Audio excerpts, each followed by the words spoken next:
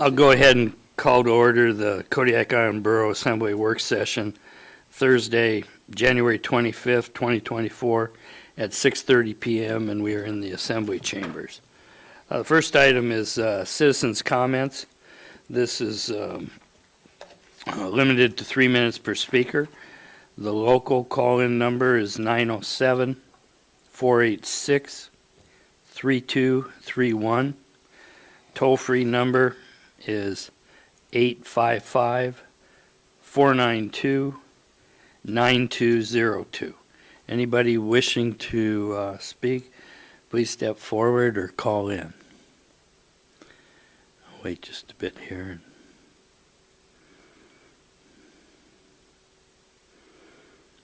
Seeing none, we'll move on to the agenda items for discussion.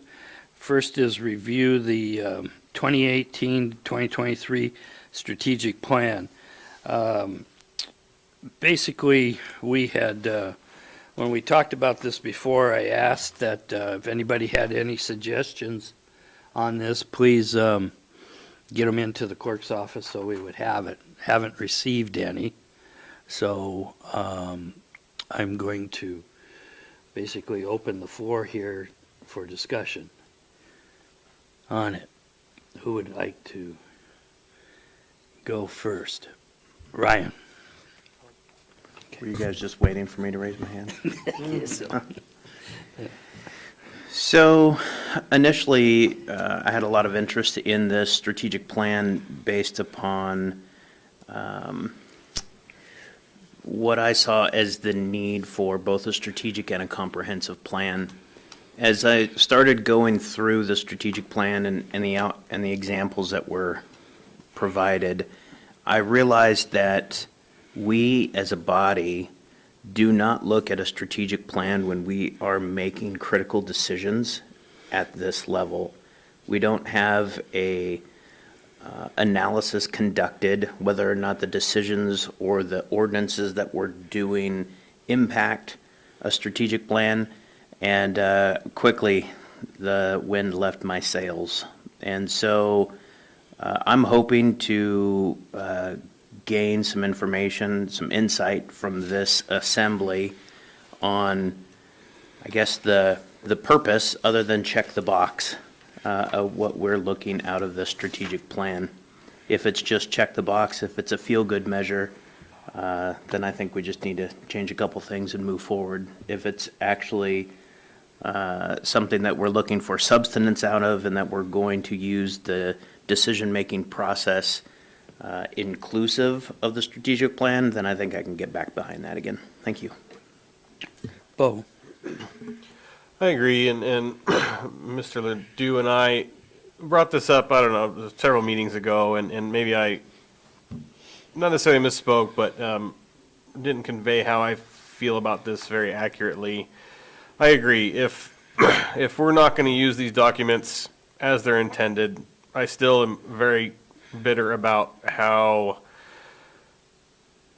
certain committees are using these resources. In particular, the comprehensive plan was used very recently for justification for approving some land use permitting, and it seems I agree. If we're going to use these, we need to dive in and actually use these and make them actionable. We can't just have them as a general resource that can be cherry-picked out of convenience when they fit someone's plan. I think that's disingenuous and goes against what these are supposed to be doing. I think they should be applied uniformly, no matter what the topic is or what someone's pursuing. So if they aren't specific enough to where we can make them actionable and use them, I agree. This is in reading through this, and I've reviewed it several times now, these are feel-good statements. None of them have any sort of substance. There's nothing tangible in here. They're all just something we can say to the public. It's just a political statement, if I'm going to be candid about it. I don't feel that we need to dive into it unless we're going to use it, but we would need hopefully consensus on what that would look like. I think we need to trim it down because we don't have a lot of time to address these issues. I mean, we're already looking at potentially canceling meetings. I mean, we don't have a lot of time to work on these items. I think we need to pare it down if we're gonna do this and put the effort into it, pare it down, make sure every item in there is actionable, and I agree with Mr. Ledoux and Mr. Sherritt. If we don't use this when we're making decisions and referring to it, often it's a pointless document and it's just to make political statements.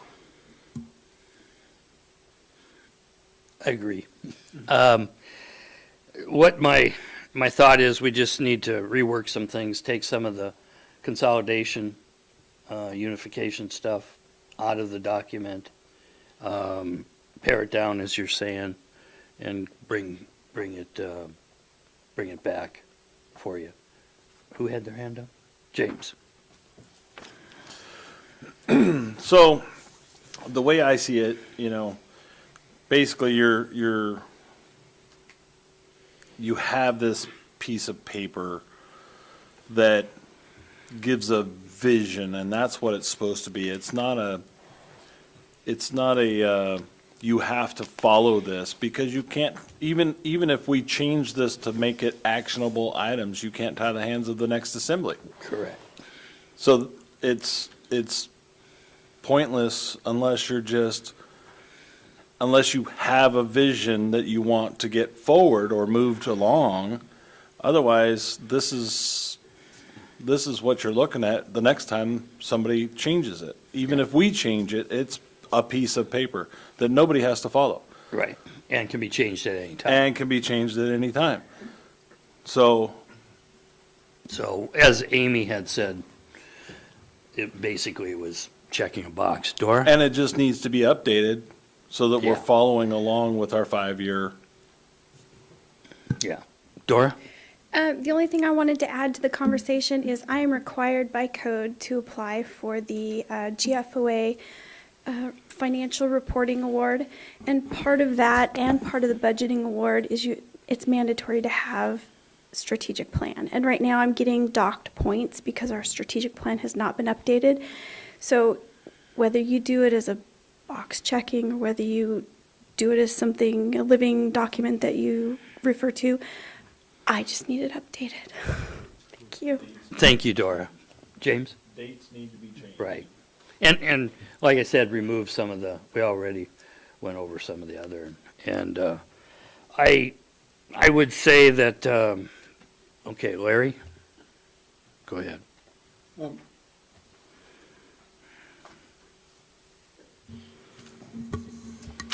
I've read through our plan, and, to me, it's sort of much ado about nothing, and nobody pays any attention to it. It's not owned by the community. They don't even know that it exists. It's not written in a language that many of our constituents, large number, can readily understand. It's not focused. There's no accountability whatsoever. There is no who, what, when, where, how. It doesn't even give direction to our management team. And so, you can chop some things off it, but it's still not representative of our needs. And but what's the alternative? I mean, I've been on the assembly over a year, and where are we going? I mean, what are we trying to do? I mean, if you don't have any focus of an assembly, then you just are reacting to things. And it should be specific enough to give direction, and it should be owned by the community as part of the development process that they hold the assembly accountable. It's true, every year, a new assembly comes on board and they can change direction. We don't have a powerful mayor to provide leadership. We have a weak mayor that tries to be a powerful mayor, okay? But I don't mean that in a bad way, but it's, the reality is, you and him are the same. And, but the reality is, as an assembly in the last, we haven't really done any major changes. If I go back 10 years, we're still talking and doing the same things that happened 10 years ago. There's no focus, there's no direction. I mean, how long have we talked about making land available? We formed a lands committee 10 years ago. How much land is nothing, really, and we have no focus, even as an assembly after the election. We have never sat down and said, what's important to you, Mr. Turner? You know, what are two things that you really want to see happen in our community? And we actually talk about those things, and we develop some focus, and we develop goals.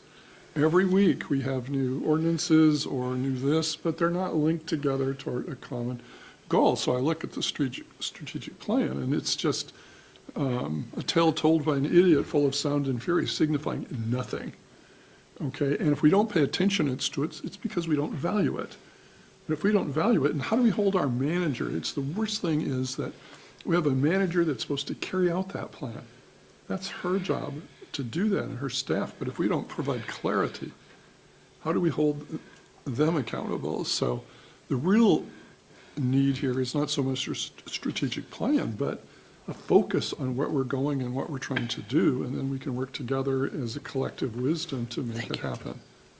And so I went through the plan, I looked at Sitka's plan, and I've led strategic planning workshops, and so I'm well familiar with the process and what they can do. But unless we have ownership, unless it's specific, focused, and accountable with who, what, when, where, how, it's not going to happen. And I don't even know what your priorities are as individual assembly members, other than trying to listen how people vote. I'm very frustrated as an assembly member, but I feel I'm working with good people, so that's a good part. Bo, James, and then Bo. So I agree, but is that really a long-term strategic plan, or is that a year-by-year strategic plan that needs to be booked on a first meeting of the new assembly type thing, to where everybody puts their points out, what they want to get accomplished for that year? And that's kind of what I think that should be happening. Yeah, we have a strategic plan, long-term, where do we want to see the borough going? Like this one says, envision future for 2030.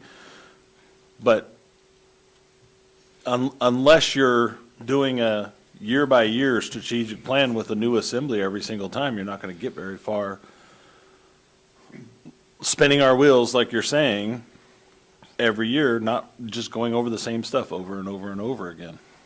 Larry, I'll let you respond, and then we'll go to Bo. The only response I have to that is the strategic plan that I've worked on for many years, we reviewed it every year. With the citizens came in, we had an active group, and some of the goals, we'd say we achieved it, we're done. And you add new ones, and new board members were a part of that, and it brings focus to it. You're talking about school board? Yes.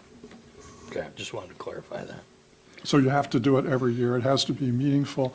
And some districts or assemblies, every time they have the minutes, they say, okay, this resolution is related to this strategic plan or this. I think that's just a bunch of smoke. You know what I mean? Because generally, some of the guidelines are so broad that anything that you do could be applied somewhere to it, But I'm talking about a real focused effort. Like if the assembly said, we want to do lands, by God, we're going to make lands available to people. And that has many facets, like ADUs, that kind of thing. Then we focus on that, and our meetings are focused. Anyway, so it has to be an active strategic plan, not just once every 5 years. Bo. I agree, and I was gonna, Mr. Ledoux pretty much beat me to that thought there. If we're gonna put some effort into this, I don't know, I can't speak to whomever developed this 5-year plan and how often they visited it, but I mean, I see both sides. So I agree with Mr. Turner in that, having these statements, a lot of these are always going to be a common goal of our borough. I mean, creating a long-range natural resource development plan, having robust fisheries, that this is all kind of goes without saying. But if we are going to do this, I mean, I could give you my top 3 right now if we're going to conduct an exercise like that. I've been very clear, I think, with my top 2 or 3 priorities since running for this office, and I really like that idea a lot. Now, granted, how many of us, our ideas align, to be determined, but I think it gives us at least some direction. I agree with, I don't know who just stated it a few minutes ago, but in that this body just seems to be reactionary in nature. What's broken? What do we need to fix because we didn't plan ahead, or or facilities didn't have proper funding to conduct maintenance, and what's broken and we're spending more money on now. We're not forward thinking enough, and that could be a very naive statement to make, because I am very new to this, but we seem to be chasing our tails here every week and fixing things that maybe could have been prevented, or planning for items where we don't have a housing crisis and affordability isn't an issue for people. And to me, having some specific goals, that makes sense to me. Whether or not it is contained in this document, I don't really care. But I do think if we can come to at least an agreement on carving out capacity and forcing the issue to where we are going to attack some, if we can come to a consensus or close to it on at least a few topics and really drill down on those until we gain some momentum, and spend time on it versus just meeting. Sometimes we meet for 3 hours and there's some substance there, and then we meet again and it's 30 minutes. A 30-minute meeting to me, yeah, it's great, we get to go home early, but that's not what I'm here to do. I'm here to get some work done. If we can front load some topics that we are gonna keep talking about and discussing every single week, or at least once a month, that's how I think we can start to gain some ground here. I agree. Why don't we have some momentum with opening up land for development?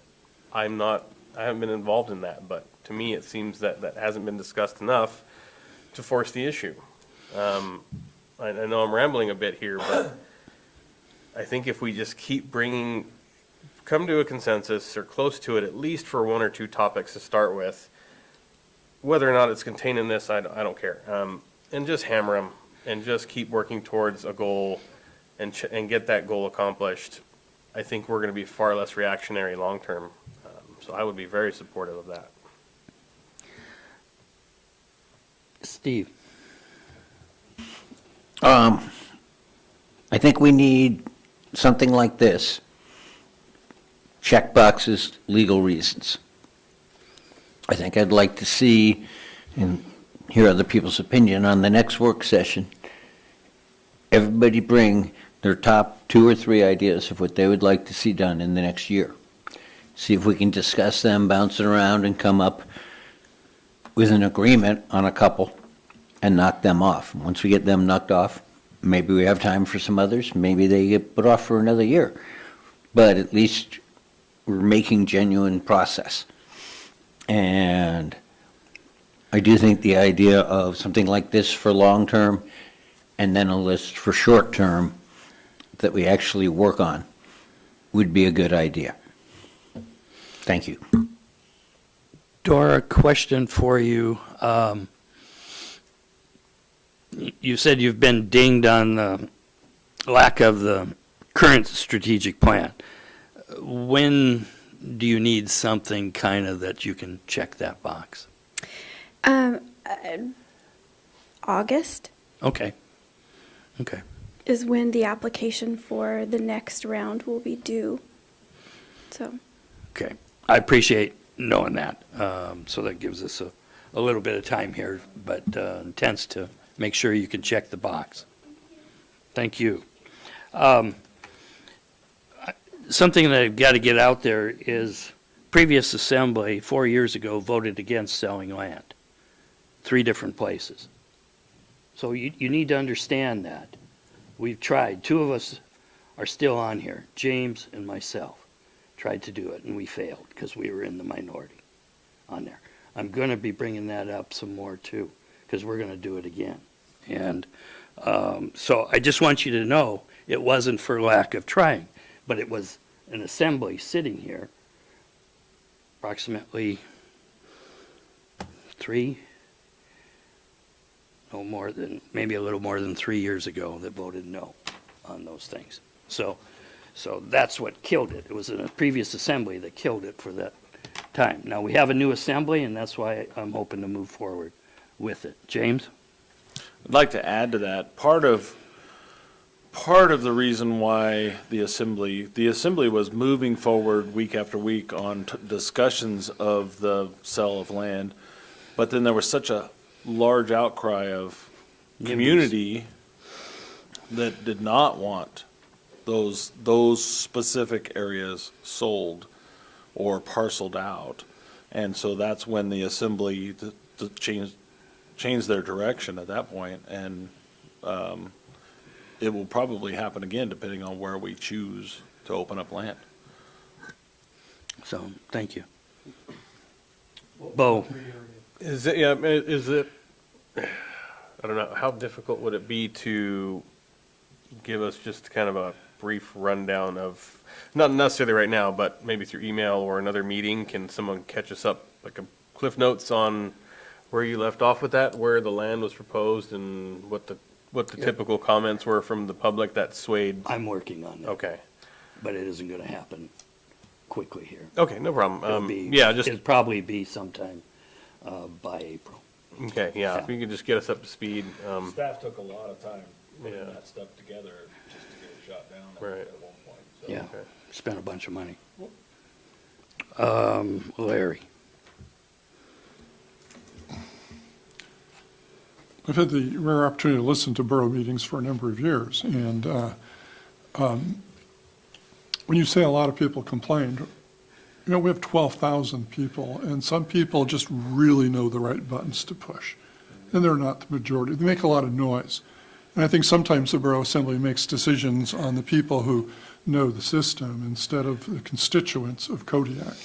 So the number one economic inhibitor of Kodiak is the availability of land, both commercial and private. And it's also, at least listening to the Coast Guard presentation, affecting them to a certain extent. So the number one area, and we have a few people that show up and say, not in my backyard, and all of a sudden we fold.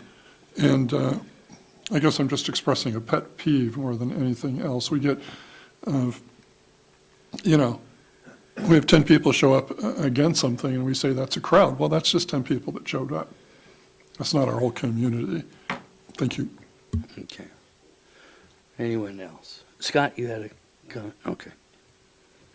Bo, Yeah, I encourage those who proposed that before to bring it back up. It sounds like that's coming our way, so I do encourage that, and I support it. But back to the strategic plan, it sounds like to me it would make sense to just review this document. If we're not going to make it to where we have very discrete, actionable items in here, I think we could most likely agree on some of these more broad statements for goals that are ongoing for the borough. I do really like the idea of each assembly member, whether it's 1, 2, 3, just put priorities out there. That way we know where we stand. Doesn't mean we have to agree with each other or necessarily prioritize with each other, but I think if through that exercise, if we can identify 1 or 2 items that we can keep on the agenda meeting after meeting until we gain some ground there, I think that's a fantastic idea, and I would really like to see that happen. Ryan, I agree. Bo, I'll even jump off the ledge first and give you my 4, since I have the floor. Create a collaborative environment with the city and the school district, accountability for public funds, remote and rural representative, and the sale of KIB facilities to include the Providence Building and the KFRC Building.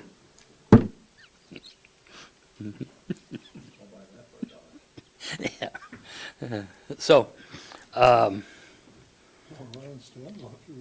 anyway, and some of what you said is already in the document, some of it is not. So, so going forward here, we could, I guess, one of the first things in order to get something done is basically go over this, edit it a bit, make it a 24-25 document. I would enlist Scott and Amy and the clerk, if you'd agree, Scott, to. Oh, it's my birthday. Not right now. It'll take place here, you know, in the during probably one of our agenda setting times, is what it would be on there. So that's the direction we'll work right now, and then as far as getting, 3 from everyone in that, I see that as being a longer term deal. And so it would be nice to just, I think, correct this a little bit now and go from there. Ryan, you had your hand up. Yeah, I just want to make sure I understand what you're just proposing. So yourself, Mr. Smiley, the manager, and the clerk will update this and then publish, or update No. this and bring back to us? It comes back. Great, thanks. Comes back. Okay. So we'll move on to the next item. Let me get my. Is consideration and discussion to change the travel policy. Dave, I'm assuming that's Dora. Dora, you have the floor. Last time we spoke about the travel policy, you wanted inclusion for staff to be able to append travel before or after. There's several different examples. Some municipalities allow interrupted travel, others don't, and that's what you have before is staff's draft for including your request in the travel policy. Dora, there's a current travel policy? Not officially, no. Oh, There's various emails, copies of state regs, Fair Labor Standards Act emailed around, but there's no concise, comprehensive policy. okay. Because I was, in trying to go through this, I was trying to figure out what our existing policy was, and I didn't see that here, so thank you for that. We do have a stranded policy in our personnel manual and in the CBA, and we do have a generic blurb about travel, but nothing is specific in the CBA or the personnel manual, and I did not include those, but I certainly can pass those out. It's just Okay. extremely generic. I wouldn't mind getting a copy of that, That's kind of fine. what we're working Yeah, with. I can pass those. And how we got here. This is what you are recommending after going through these other documents, the state, Anchorage, Juneau, Yes, and our current piecemeal. yes. Okay, so all we're lacking is the piecemeal part right now, copy of that. Okay. Scott? I saw somewhere in this, and I'm not sure where anymore, overtime being paid. When would you generate overtime if you're on travel assignment? So if you've already worked 5 days during the week and you already have your 40 hours, then if you have to travel like on a Sunday for a Monday conference or Saturday for Return or something? yeah, something like that, yeah. And that's why there's an addition of the flex schedule part in there. If employees are willing and it's something that they have to offer up, they can change their regular work days temporarily from Monday through Friday to Monday through Thursday and then Saturday for travel reasons to try to limit the overtime. Thank you. Bo? Okay, that's what I was going to ask, if there was a flex time agreement or something similar to that to kind of just keep us from, not to imply in any way that anyone's abusing travel to accrue overtime, but I think most agencies now are shifting towards flex time agreements to, if people want to travel and we encourage that for conferences or professional development, and it's going to require travel on a weekend, most agencies now, to my knowledge, have flex time agreements for that, so people can still travel, but we're not looking at adding a lot of extra expenditure to lines that may not have that capacity. Okay. Any further discussion on there?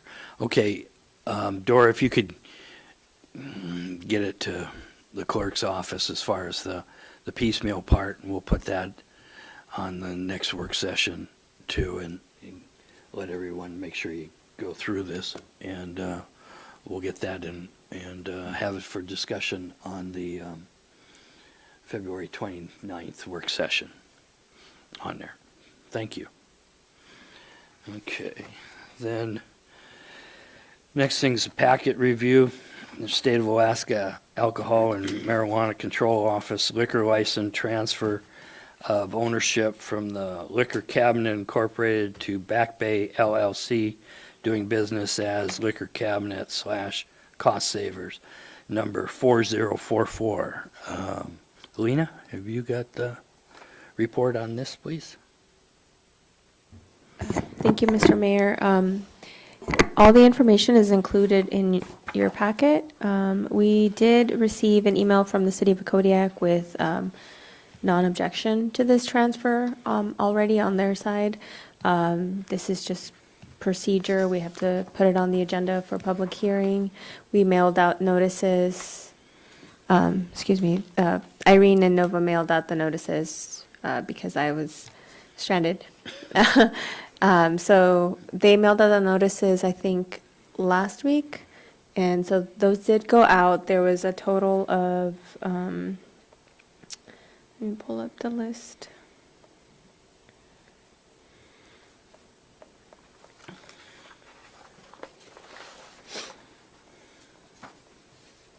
$120. And there is a list included in your packet as well with the name and addresses of the 1500 radius.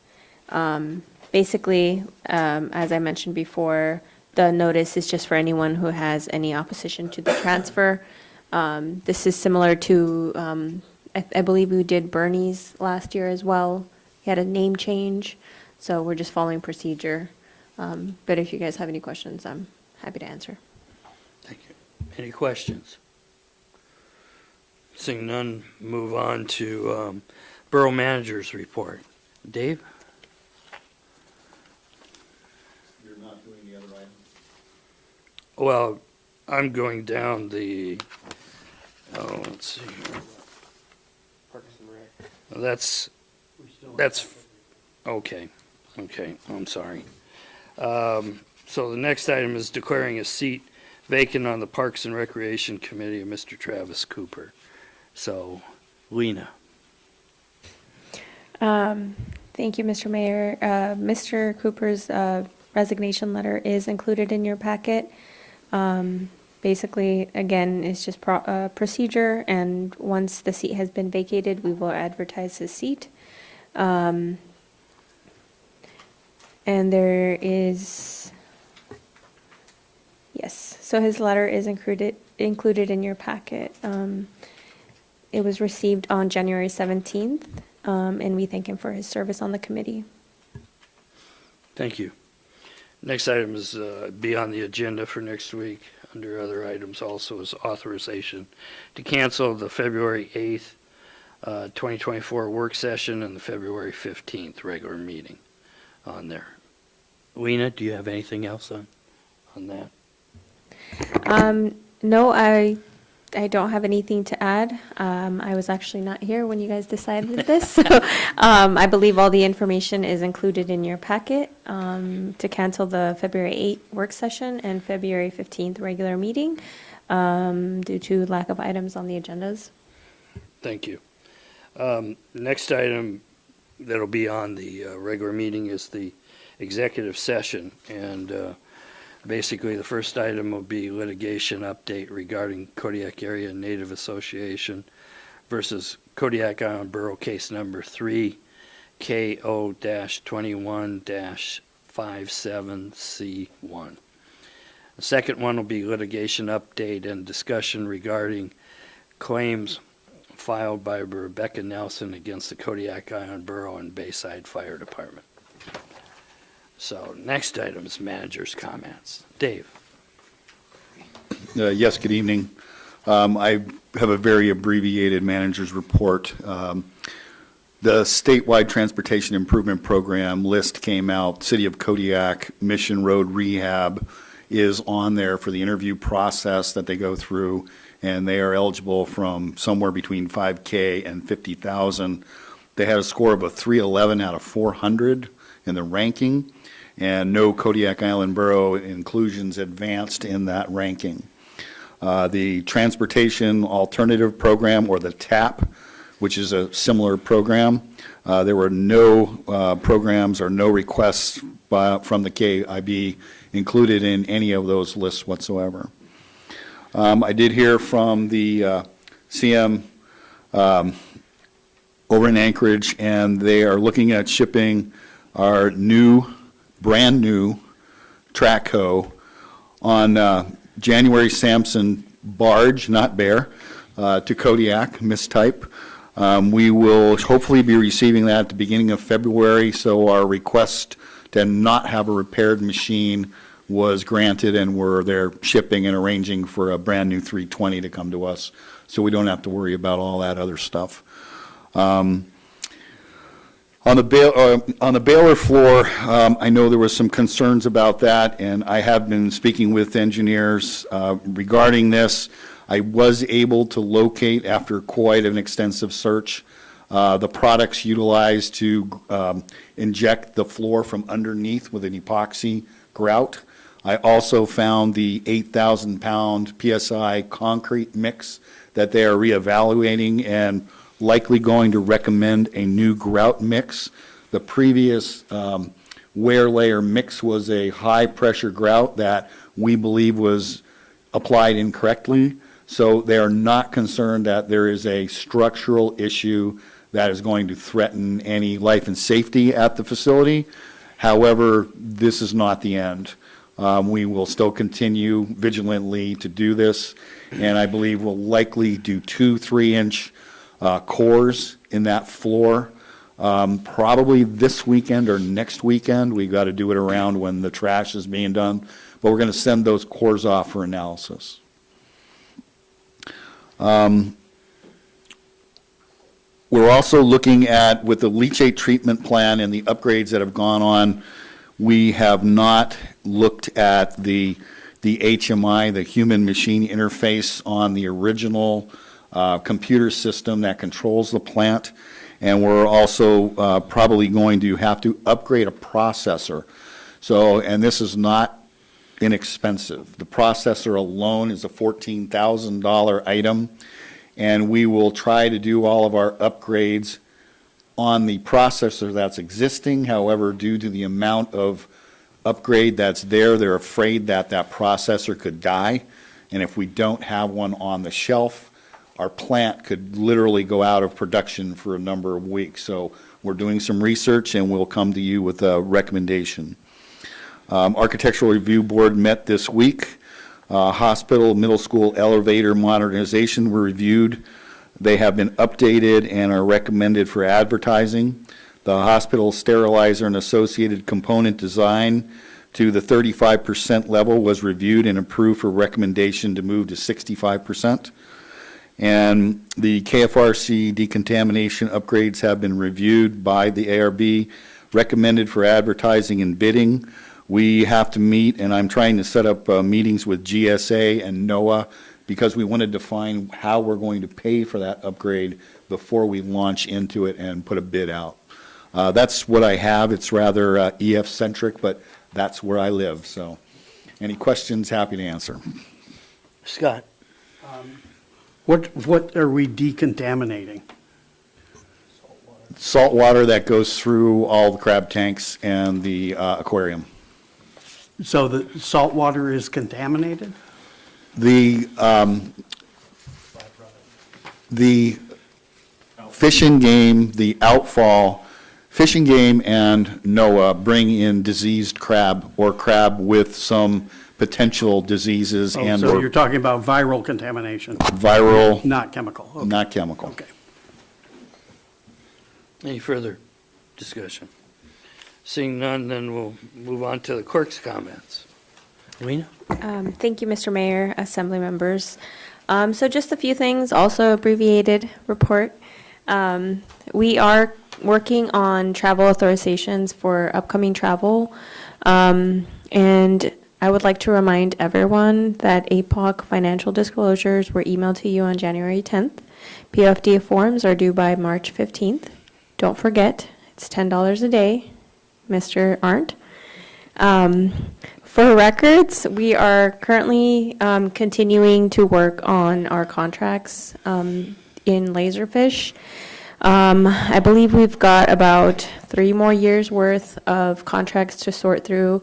Irene, Nova, and I have been tag teaming contracts and going through the older ones and inputting expiration dates and purge dates, and we've got a long list that will be put together of contracts in Laserfish that will be destroyed, clearing up a lot of space in our records retention program. There's contracts from all the way back to the 80s that just were not destroyed, the electronic copies. So we're going to put together a list once we've input all the expiration dates and purge dates, because we have to apply retention to every contract. So if a contract has an amendment or an extension or a change order, every time a change order or an amendment or an extension comes in, the retention is applied to that. So if the contract expires in 2002, we add the retention to the change order that was done last. So essentially, we have to read every contract, and thankfully there's a control find in Laserfish, so it does streamline that process a little bit for contracts that we do not have the expiration dates for.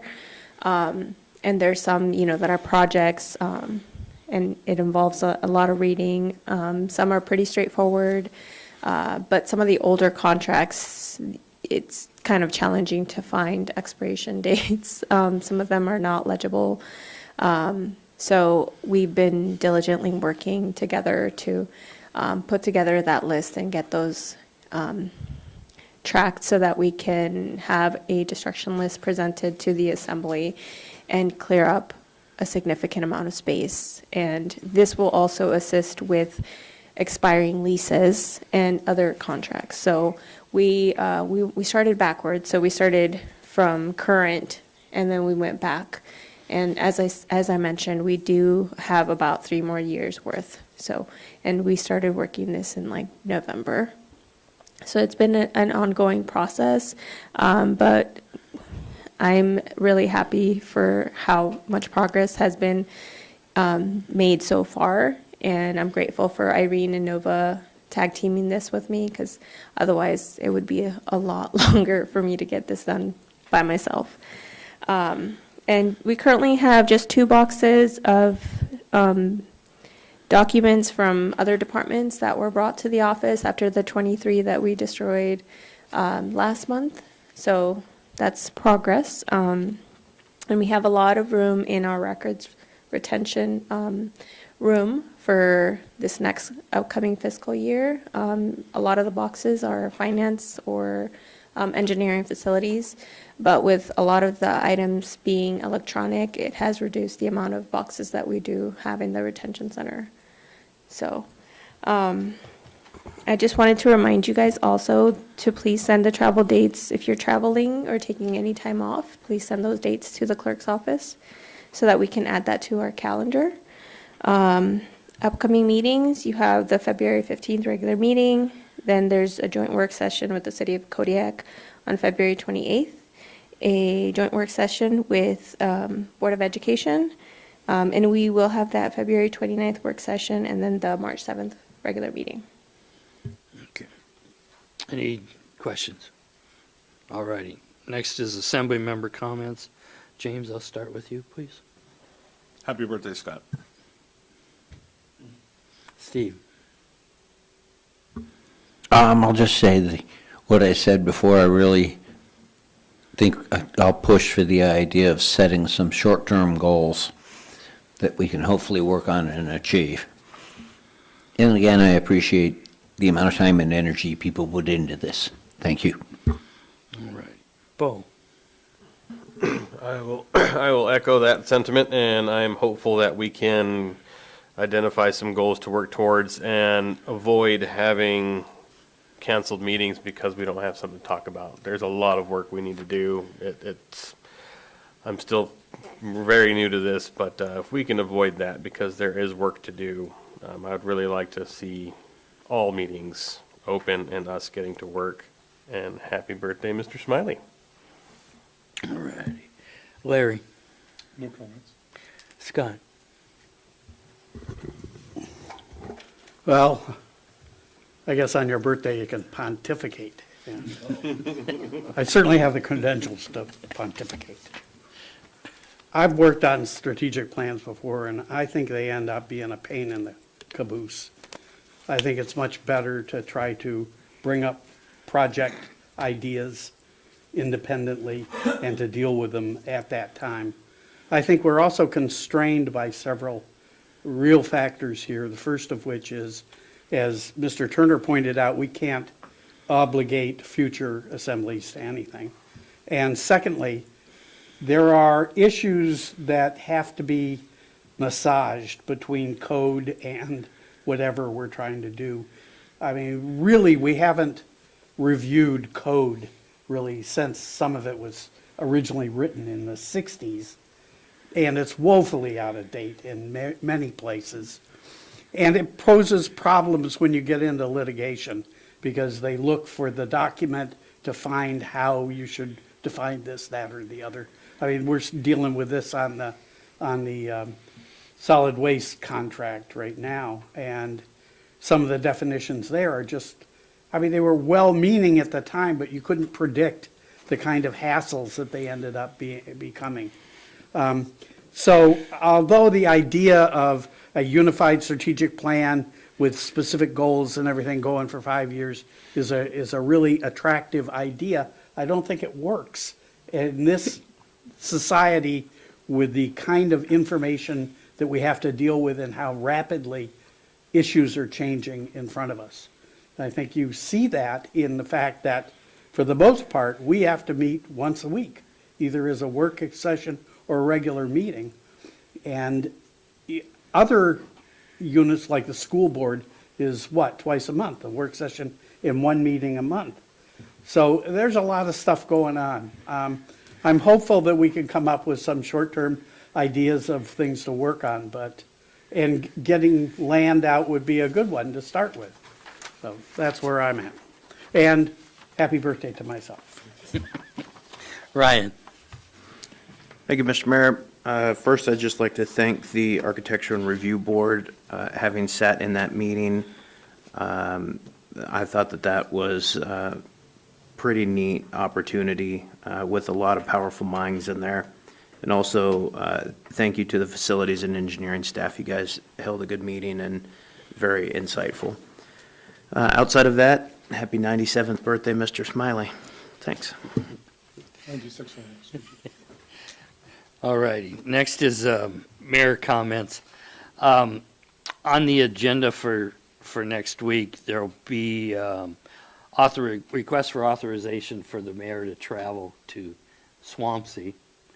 And also, when I was talking with Nova, I asked her to include a trip for myself to 5 of the villages, be it Old Harbor, Akiak, Orson Bay, Port Lions, and Uzinki before June 30th.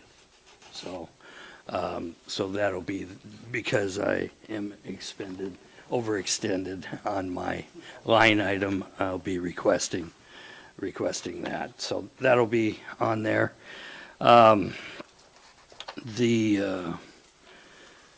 You've went over the events there. We have, there's the NACO travel, which I'll be going on. There's the federal lobbying while I'm there for NACO. Alaska Municipal League Winter Conference in Juneau. The Swampsea Conference, March 7th and 8th, which is in Anchorage. There's Cook Inlet Citizens Advisory meeting in Kenai on April 5th. August 13th through the 15th is Alaska Municipal League Conference, which it happens to be in Kodiak. So there is no travel for it this year. So